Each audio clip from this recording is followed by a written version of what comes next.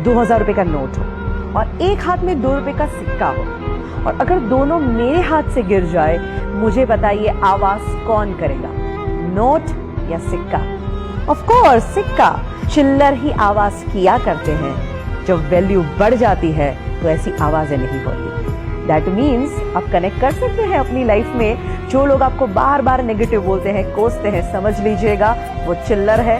तुम्हें अपना वैल्यू बढ़ाना है। क्रिकेट का खेल चल रहा हो, प्लेयर्स खेल रहे हैं और ऑडियंस चीयर अप कर रही है, चिल्ला रही है, शायद कई बार ताने भी मारती है, सुनाती भी है, आवाज तो करती ही रहती है। कोई भी खेल में आवाज कौन करता है? प्लेयर्स आवाज करते हैं कि ऑडियंस आवाज करती है?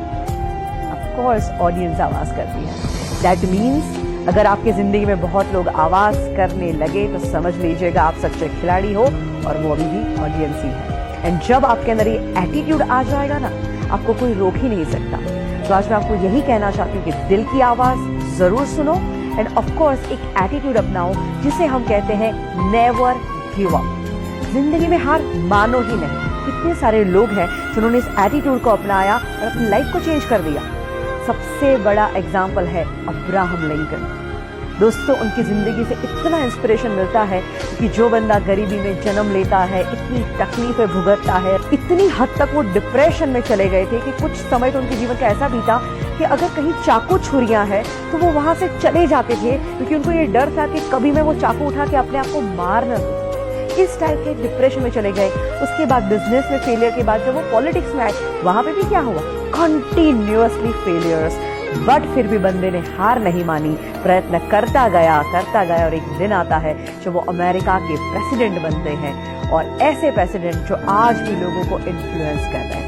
He was the most influencing president ever in USA. He never gave up.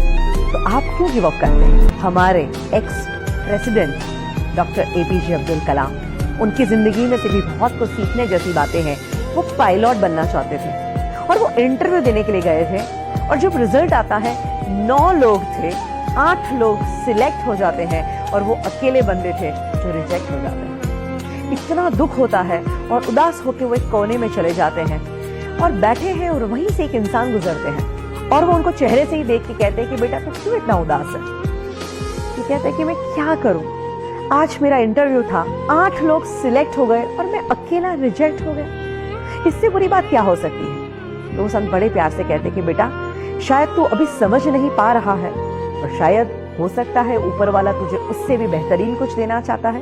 You never give up. ये सलाह उनके मन में बैठ गई और उन्होंने सोचा कि मुझे हार नहीं मानी। उन्हें प्रयत्न करना शुरू कर दिया, और बाकी जो हुआ वो तो इतिहास आप जानते ही हैं। बड़ी घटना घटी जब उन्होंने as a president supersonic plane में ट्रैवल किया, और जब वो लैंड करते हैं वहां पे ढेर सारे पायलट थे जो उनको सैल्यूट कर रहे थे, उनको सलामी दे रहे थे, उनके पद को जो रिस्पेक्ट देते हैं। और सारे पायलट जब उनको सैल्यूट करते हैं तब उन्हें याद आता है कि अगर उस दिन मैं पायलट बन गया होता तो शायद आज का दिन मुझे नहीं मिलता।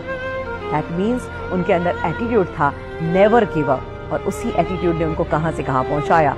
और सोचिए दोस्तों, अगर यही एटीट्यूड आप भी अपनाएं तो हम लोग कई बार चीज गलत ना हो जाए, मुझसे गलती ना हो जाए, इस डर से भी बहुत कुछ नहीं करते।